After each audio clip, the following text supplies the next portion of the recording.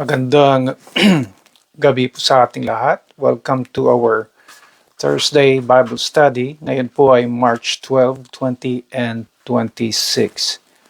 March 12 and 2026.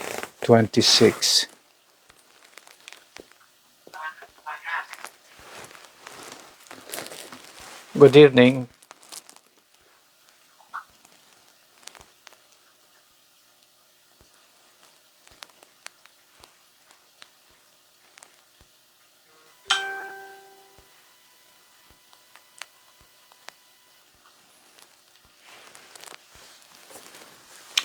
Magandang gabi muli sa ating lahat at welcome to our Thursday Bible Study. Ngayon po ay March 12, 20 and 26.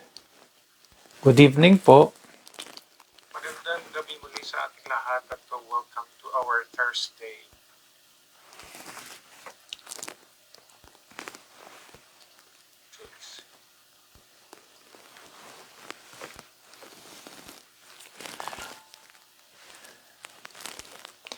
Ayan, good evening, sabi ni Ate Prime. Good evening po sa ating lahat. Ang ating scripture background ngayon, ang ating scripture background po ngayon ay nasa Luke chapter 5, magmula sa verse 1 to 11. Luke chapter 5, from verse 1 hanggang sa verse 11. At gusto ko pong basahin yung ating scripture background. From verse 1, ang sabi po rito, one day, as Jesus was standing by the lake of Gennesaret, the people who were crowding around him and listening to the word of God, he saw at the water's edge two boats, left there by the fishermen who were washing their nets. Verse 3, he got into one of the boats, the one belonging to Simon, and asked him to put out a little from shore. Then he sat down and taught the people from the boat. When he had finished speaking, he said to Simon, "Put out into deep water and let down the nets for a catch." Simon answered, "Master, we worked hard all night and haven't caught anything, but because you say so, I will let down the nets." When they had done so, they caught such a great number of fish that their nets began to break. So they signaled their partners in the other boat to come and help them. And they came and filled both boats so full that they began to sink. When Simon Peter saw this, he fell at Jesus' knees and said, Go away from me, Lord, I am a sinful man." For he and all his companions were astonished at the catch of fish they had taken. And so were James and John, the son of Zebedee, Simon's partners. Then Jesus said to Simon, "Don't be afraid. From now on, you will fish for people." So they pulled their boats up on shore, left everything, and followed him. Ayan po yung ating scripture background from Luke chapter 5, magmula sa verse 1 hanggang sa verse 11. Magandang gabi po sa ating lahat. And again, welcome to our Thursday Bible study ngayong gabi. Sister Ermanine, magandang gabi din. At sa inyo po na nanonood ngayon, hindi ko man makita ang inyong comment or yung inyong comment or reaction, ay magandang gabi din po. At syempre ay tayo patuloy sa ating Bible study sa oras na ito. Ang pamagat ng ating Bible study ay When God Bless Our Source of Living. When God Bless Our Source of Living. Pag ibibless ng Panginoon ang ating Source of living. Ayan.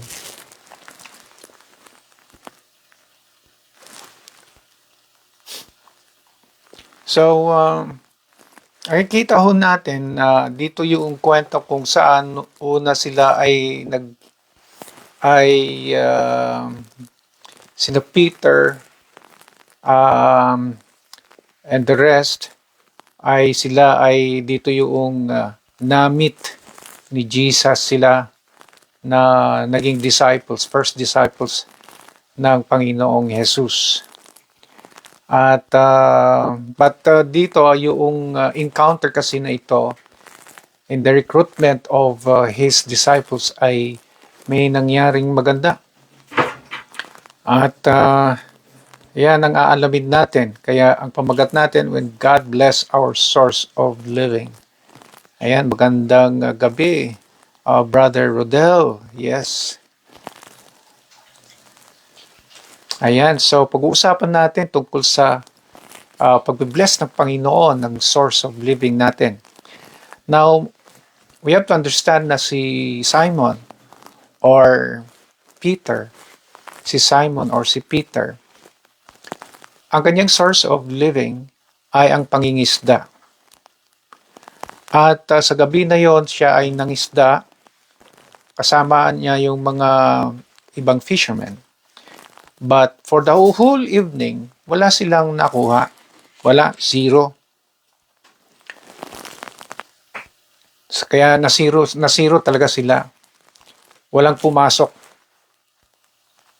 Wala silang income.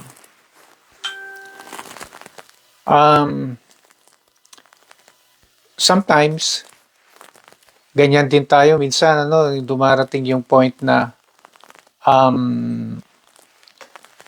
wala tayong walang pumapasok sa source of income natin.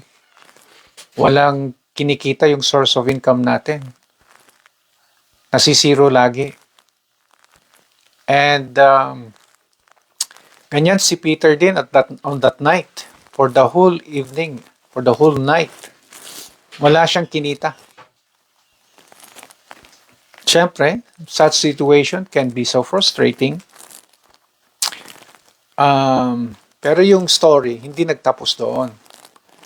Kasi the following day, ay makikita natin dito na hindi siya makapaniwala na magkakaroon siya ng blessing. A huge catch. At sabi nga dito a large number of fish that it almost tore their nets. Kaya basahin ko yung blessing na ito sa verse 6 and verse 7. When they had done so, they caught such a large number of fish that their nets began to break. Ganong karami, ganong kalalaki. At sabi pa, so they signaled their partners in the other boats to come up and help them. And they came and filled both boats. So, sa dami, sa laki, napuno yung dalawang boat na syempre sa dami nito, sa ang description, so full that they began to sink. Halos lulubog na yung dalawang boats. Ganyan karami. So you can just see yung pangyayari na yan, buong gabi, walang kinita, the following day, talagang umaapaw na blessing. Napakaraming blessings. Kaya nga, yung pamagat natin is, when God bless our source of living. Yan. Magandang gabi, Ate Roslyn. Ate Jinky, magandang gabi din. So yan ang pag-uusapan natin. At ito yung ating scripture background na ang ating gagamitin para sa issue natin sa gabi na ito, when will God bless our source of living. Kailan din kaya i-bless ng Panginoon yung ating source of living? At maganda at lumabas itong engkwentro na ito o kaya yung sitwasyon na ito na kung saan si Peter and the rest ay nakita nila yung umaapam na blessing dito na they caught such a large number of fish that their nets began to break ayon sa verse 6, and in verse 7 their boats talagang punong-puno so full that they began to sink. Ang ganda naman na blessings na binigay ng Panginoon. Okay, blessings. Bakit natin sinasabing blessings? Kasi ito'y galing sa Panginoon eh. Kasi di sila makapaniwala eh. Dahil siyempre ang alam talaga nila eh walang makukuha diyan. Eh buong gabi na nga sila eh nang kumuha ng kumuha. Walang nakuha eh. Di ba? Pero ito kakaiba na. Ibang-iba na. Blessing na talaga ito.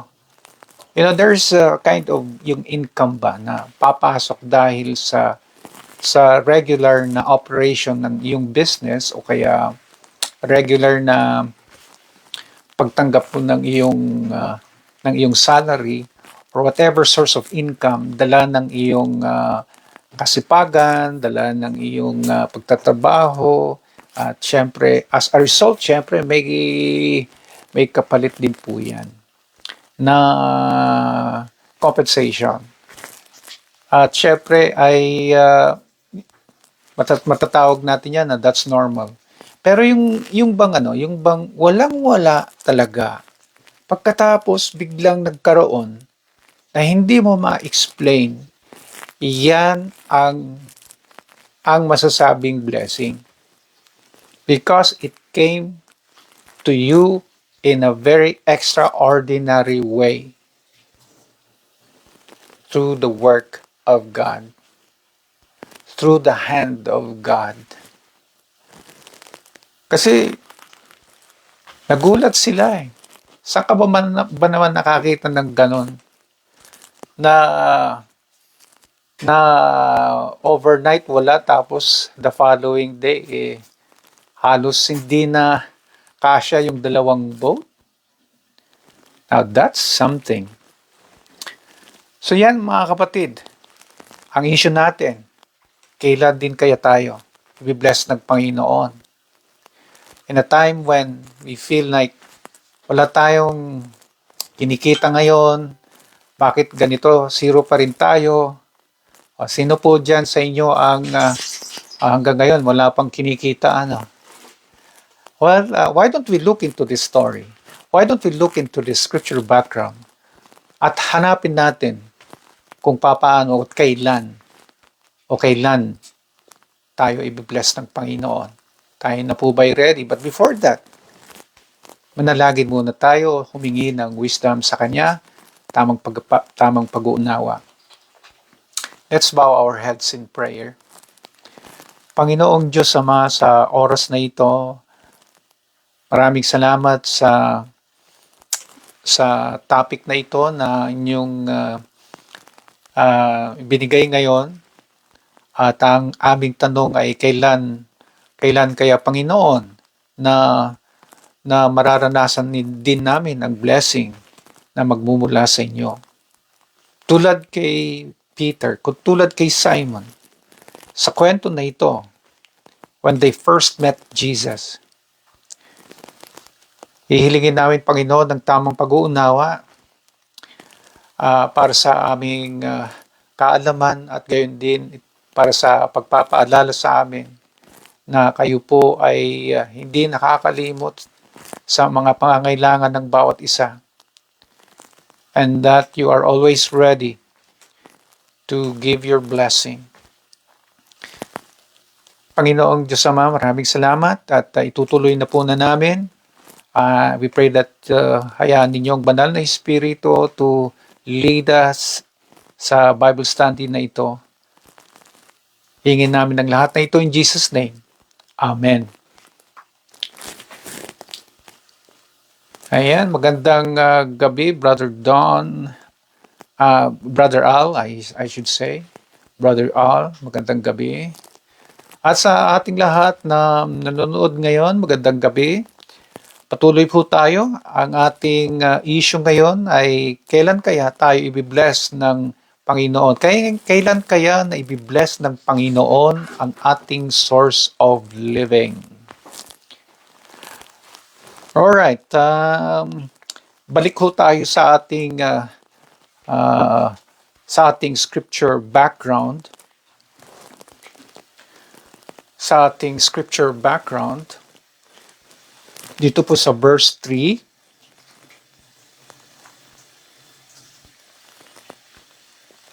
he got into one of the boats, the one belonging to Simon, and asked him to put out a little from shore. Then he sat down and taught the people from the boat. So ang situation dito, ayun na, pagkatapos na overnight na walang nakuha, edi ipaparada na yung boat.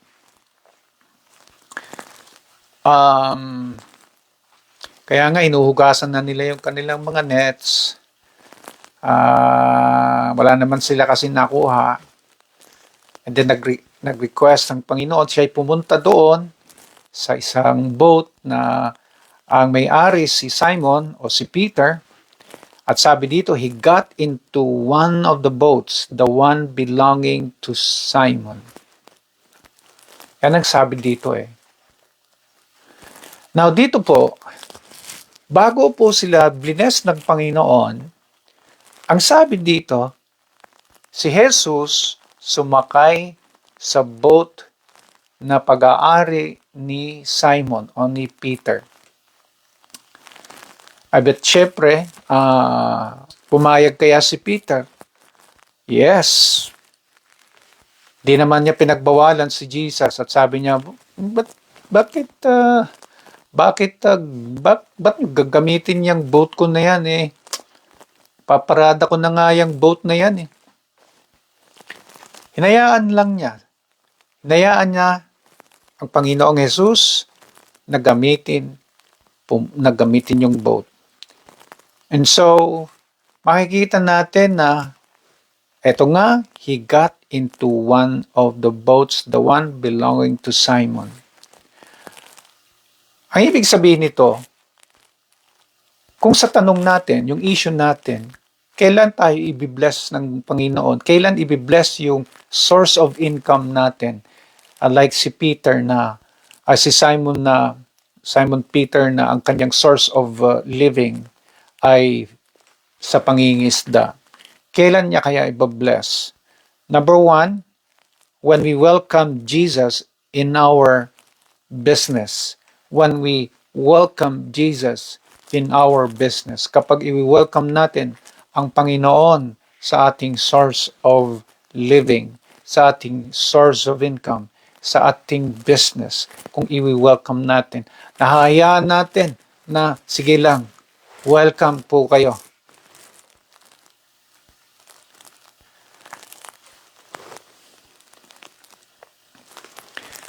Ang nakakatuwa nito ay siyempre ay si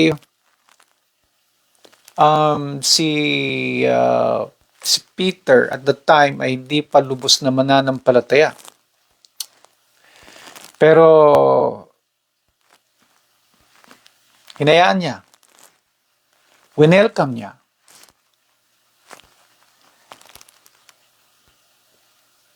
How much more kaya tayo mga mananampalataya na? Ano? How much more kaya tayo mga mananampalataya na kung gusto nating i-bless ng Panginoon ang ating source of living, ang ating negosyo, ang ating business, how much more kaya na i-welcome natin ang Panginoon sa ating business or source of living? Diba? Mas lalo na tayo mga mananampalataya that we should always welcome the Lord Jesus sa ating source of living. Amen?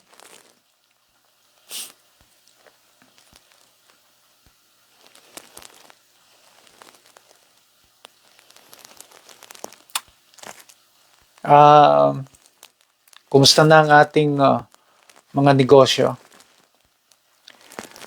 Ha?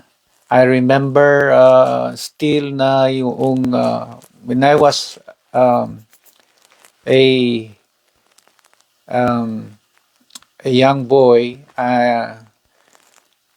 ang ang business ay ng aming magulang ay coffee shop. At may makikita ka talaga na dahil mananampalataya sila ay bakas na ang pangalan ng Panginoong Hesus sa business na ito at talagang nakikita mo na welcome ang Panginoon sa negosyo na ito.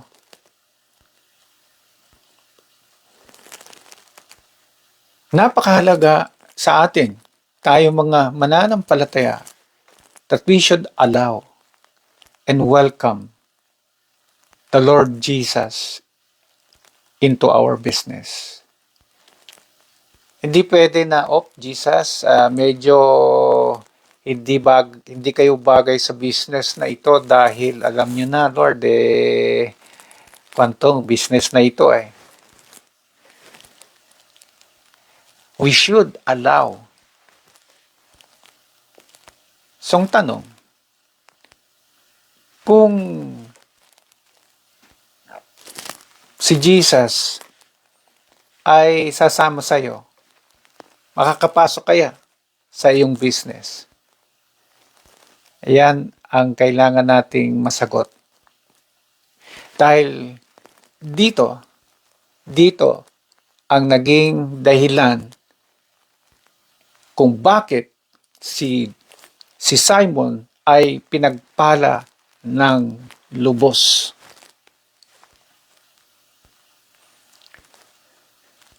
Paano kaya kung i-bless kaya ni Jesus si Simon o si Peter kung pinagbawal niya si Jesus? Wag kang pumasok sa boat, sa aking boat, sa ibang boat na lang. Doon ka. Mararanasan kaya niya 'yon? Hindi. But because he welcomed the Lord Jesus. And at the time, remember, hindi pa siya lubos na mananampalataya. Blines na siya ng Panginoon afterwards. Something he could not, he could not imagine. Papaano? Something that is beyond yung kanyang pag-uunawa. Paano nangyari yon? Kamangha-manga naman ito. It's beyond the extraordinary blessing. Kaya napakahalaga mga kapatid na una, kailangan nating i-welcome ang Panginoong Hesus sa ating source of living or sa ating business. Amen?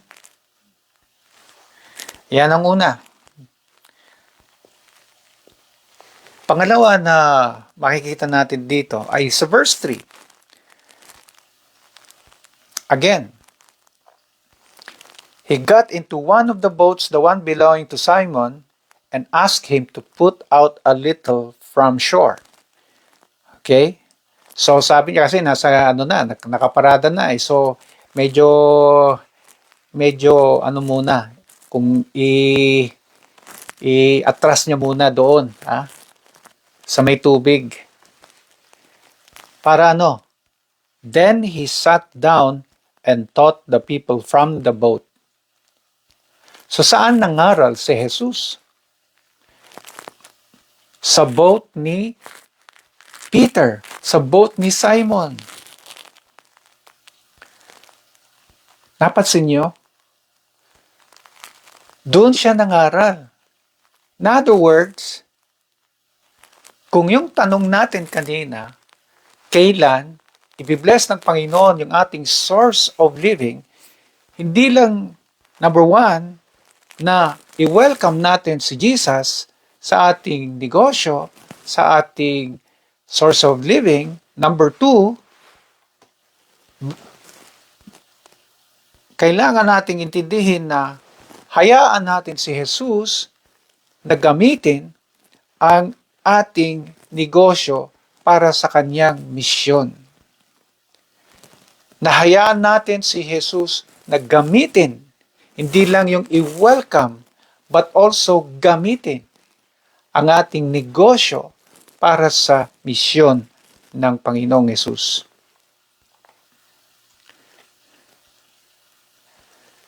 So, ano yun? When we let Jesus use our business for mission. When we let Jesus use our business for mission. Amen po ba?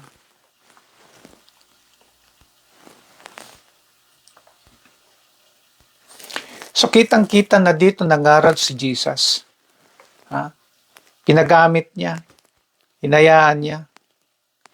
Kaya meron talaga din yung gano'n na may mga mananampalataya na ngayon na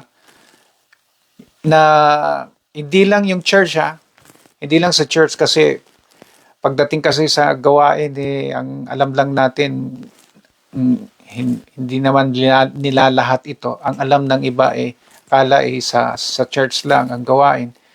Pwede din po sa ating sa ating negosyo pwede natin 'yan na ipagamit sa Panginoon, na gamitin itong negosyo na ito para sa kingdom ng Panginoon, para sa patuloy na paghahayag ng kanyang salita. Pero kailangan tayo mismo ay na may-ari ng source of living na yan or source of income ay payag po tayo. Katulad ni Peter.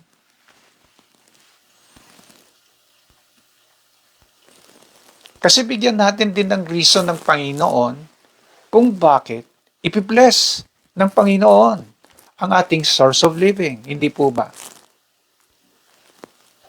Paano naman i-bless ang source of living na yan kung number 1, si Jesus hindi siya welcome, number 2, ayaw mo pang ipagamit? Di ba? Give God this important reason why He will bless you. How will God bless you if number 1, He's not welcome. Number 2, ayaw mong ipagamit sa Kanya. Tama? Kasi yun ang sequence yun ang order Ang nangyari dito hindi naman yung nablines muna ng Panginoon, tapos binagamit, at winelcome at pinagamit. Hindi Winelcome niya muna si Jesus, tapos ipinagamit niya, tsaka siya blines.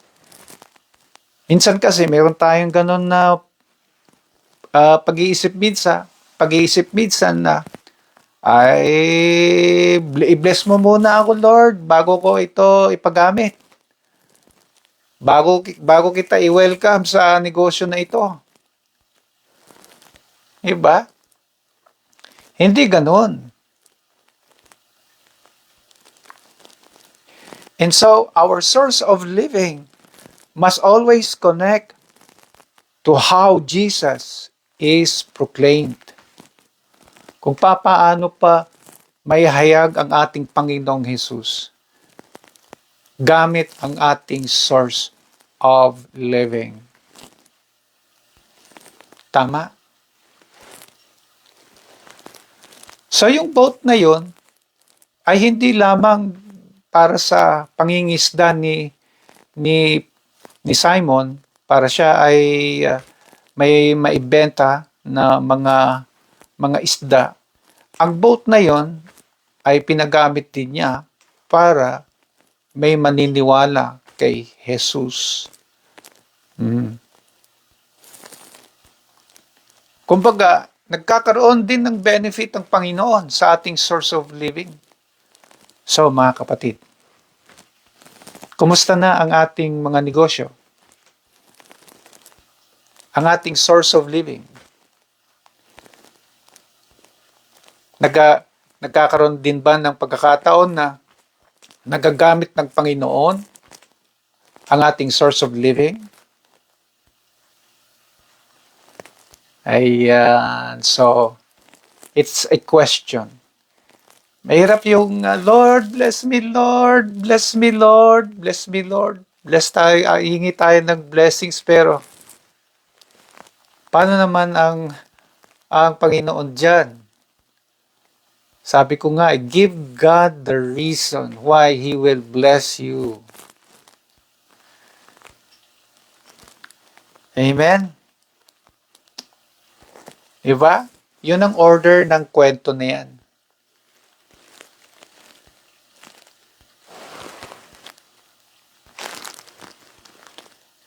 So, will God benefit if He will bless our source of living?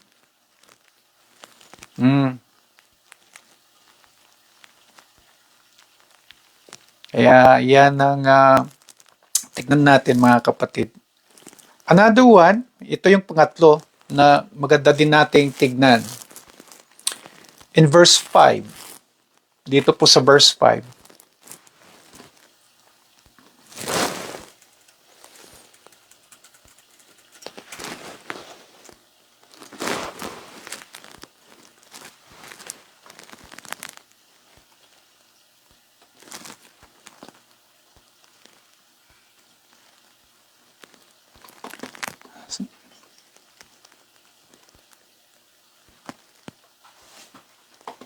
Alright, dito po tayo sa verse 5. Simon answered, Master, we work hard all night and haven't caught anything. But because you say so, I will let down the nets. But because you say so, I will let down the nets. So you see, yung argument dito ni Simon, alam niya wala kang makukuha dyan. Kasi sabi ng Panginoon kay Simon na ulitin niya ulit na sabi niya kay Simon, put out into deep water and let down the nets for a catch, sa verse 4. So, sige, subukan mo ulit. Subukan mo. Pero in his mind, wala huli dito. Pero sabi dito, but because you say so, dahil sinabi mo, sige, gagawin ko. I will let down the nets. So, ano ang sinasabi nito? Number 3. Kung sa issue natin, kung kailan tayo ibibless, kailan ibibless ang Panginoon ng ating source of living. Number 3, kapag sumusunod tayo sa kanyang salita o kaya sa kanyang kalooban. When we obey the words of Jesus. Amen? When we obey the words of Jesus. Kapag sinusunod ho natin ang mga kalooban ng ating Panginoon. Pagkatapos nung sinunod niya ang salita ng Diyos, boom! Ayan na, blessing.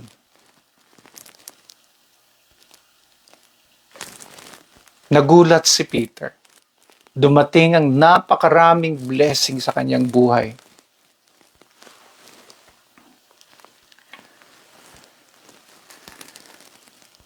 So napakahalaga sa Panginoon ang pagsunod ng kanyang mga salita. Ang pagsunod sa kanyang kalooban.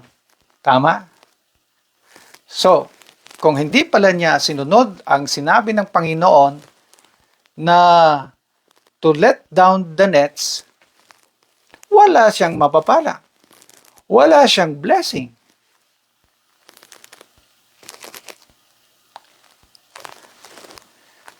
Alam nyo kasi, mahirap sumunod sa salita ng Panginoon. Katulad ni Peter. Dahil practical lang din si Peter. Sinabi na niya na sinubukan na namin, walang mahuhuli. Pero kami, sabi nga, we've worked hard, so hard all night. Wala talaga kaming nakukuha. And that's the fact. Hindi lang the truth, it is the fact. At minsan yung salita ng Panginoon, it's really difficult to prove God's word with facts or with proof. So si Peter nagtataka, paano kaya ito? How will I lay down my nets? Because alam ko na walang isda. Linuloko ko lang yung sarili ko. Parang lukuhan na lang ito, di ba? Pero ano yung namagitan dyan? Alam nyo kung ano? Pananampalataya. Dahil sinabi nyo, nagtiwala na lang siya sa Panginoon. Gagawin ko.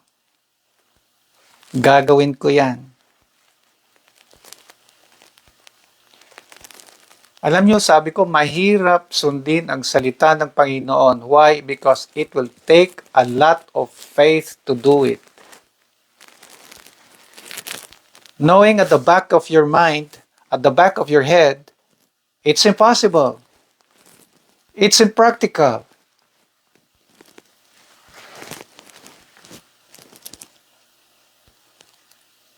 Pero pag faith na ang pinag-uusapan, kahit alam mo na, wala naman, siguro. Basta sige, by faith na lang, gagawin mo. Tama? And what was the result? Blessing. Blessing. Kaya mga kapatid, alam ko nahirapan tayo na sundin ang salita ng Diyos. Pero kung gusto natin na makita yung blessing na yan sa buhay natin, sundin natin yung salita ng Panginoon. Kahit alam natin siguro na practically or realistically ay wala siguro, di ba? But by faith, then makaka-experience tayo ng blessing from the Lord. Because what is blessing again? Blessing is something that does not come from your hard work only. Blessing comes from God.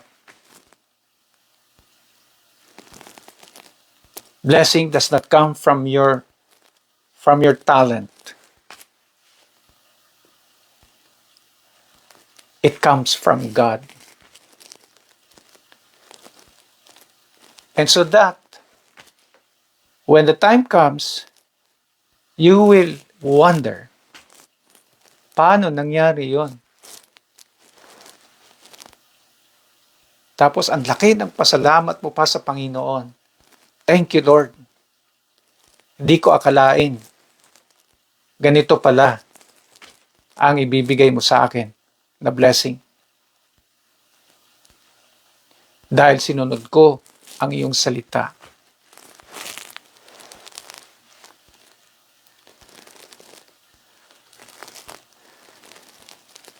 Kaya kahit mahirap po na sundin ang salita ng Panginoon, pagsikapan natin na sundin. Then blessing from the Lord will come. Amen po ba? Now, gusto ko pong i-summarize yung ating nakitang paalala mula sa Panginoon. Sabi natin, yung ating issue kailan i-bless ng Panginoon ang ating source of living. One, when we welcome Jesus in our business, number one. Number two, when we let Jesus use our business for His mission and glory. Number three, when we obey His words, when we obey the words of Jesus, when we obey the Word of God. Tatlong bagay yan. Then, blessing will come. Just like si Simon. At dahil dyan, lalo pang tumatag yung kanyang pananampalataya from a simple faith, but from a very simple faith. Di sige, kung sinabi nyo, gagawin ko. That was a very simple faith. How much more kapag talagang yung faith ay palakas ng palakas yan. So, eto po mga kapatid yung nakita natin. Do you have any question or comment mga kapatid? So, alam ba na natin kung paano i-bless ang Panginoon yung ating source of living, yung ating business, ang ating source of income? Anong gagawin natin? I-welcome natin ang Panginoon sa ating business. Yan. Hindi lang yan. Hayaan natin gamitin ni Lord yung ating business. At hindi lang yan. Kailangan din natin sumunod sa kanyang mga salita o kanyang mga kalooban. Ayan. Meron po ba kayong question or comment?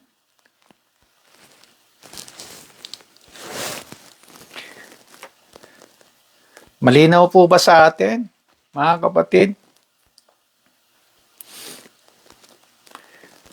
Bago tayo dadako sa final word. Wala? Okay. One final word. I would like us to focus our attention sa verse 11. So they pulled their boats up on shore, left everything, and followed him.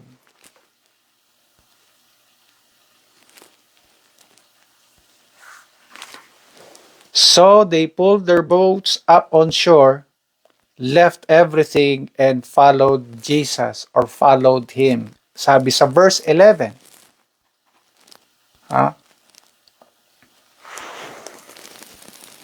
Mahalaga itong final word din sa atin. You know, after having this huge catch, na ang daming nahuli na isda, halos lulubog na yung boat nila. Tapos sabi dito sa verse 11, left everything and followed him. Ano yun? Di ba? Binigyan ka na nga ng napakaraming blessings. Pagkatapos, iniwan naman at sumunod kay Jesus. Did you see the sudden shift of their concerns? Nung hindi pa sila lubos na mananampalataya ay iba yung concern. At nung sila ay namulat na sa katotohanan, namulat na kung sino ang Panginoong Jesus sa buhay nila, ang sabi, left everything and followed Him. From worrying that they had no catch all night to leaving everything and followed Jesus. Nakita po ba natin yung sudden transition nito? Anong sinasabi nito sa atin? Now, na ang epekto ng blessings ng Panginoon sa atin, yung binibless sa atin ng Panginoon, is to make Jesus more important sa buhay natin. More than our source of living. More than our business. Hindi yung pagkatapos na blines ka ng Panginoon, ay wala na. Nakalimutan ng Panginoong Hesus. Nakalimutan ng Panginoon. Hindi ganoon, mga kapatid. Dapat priority na. Dapat ang Panginoong Hesus. And let the Lord take care of your source of living.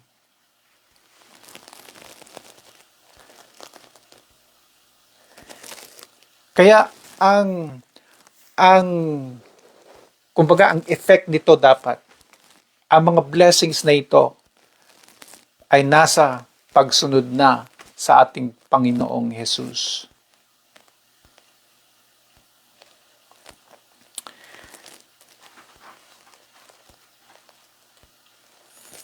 Well, so ibig ba sabihin iiwan na natin kasi left everything.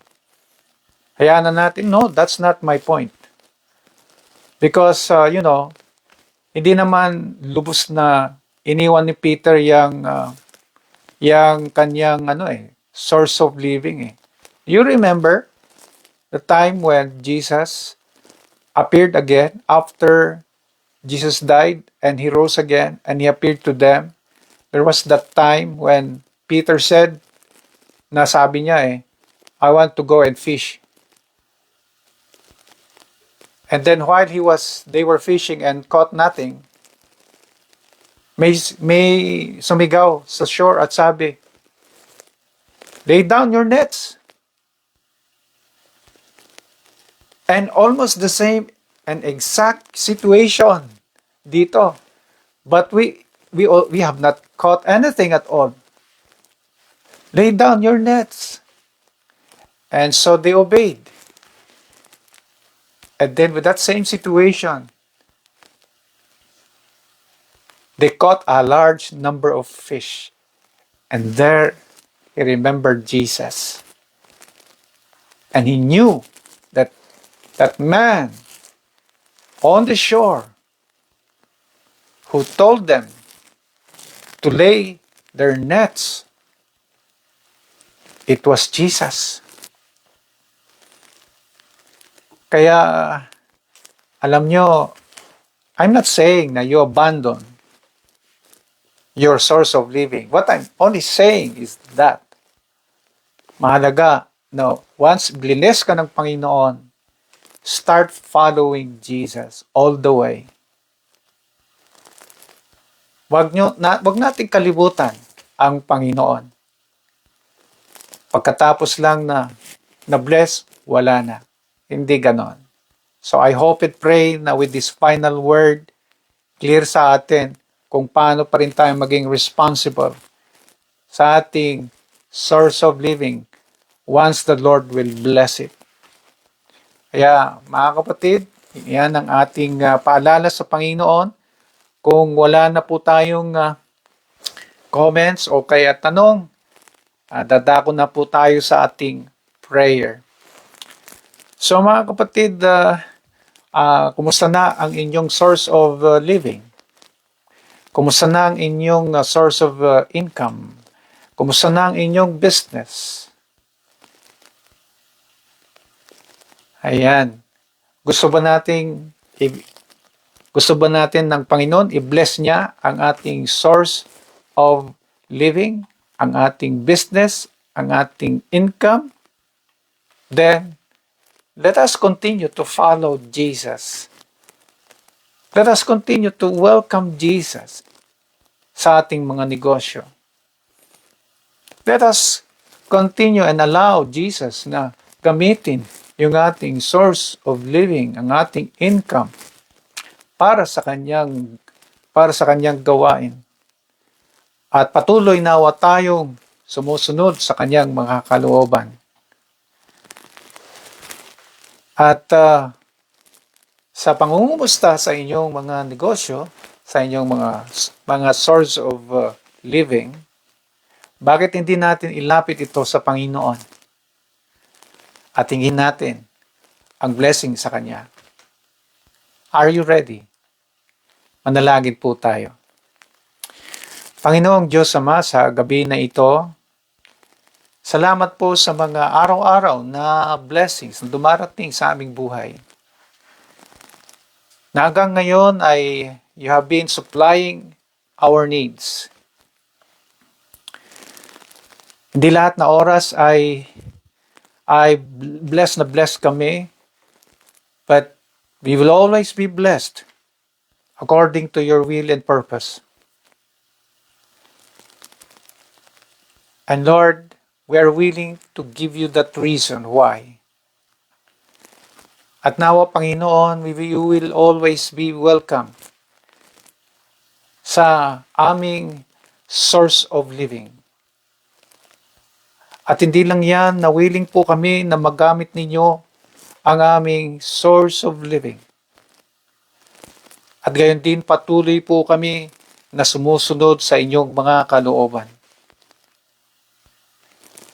Not that we are only concerned about our source of living.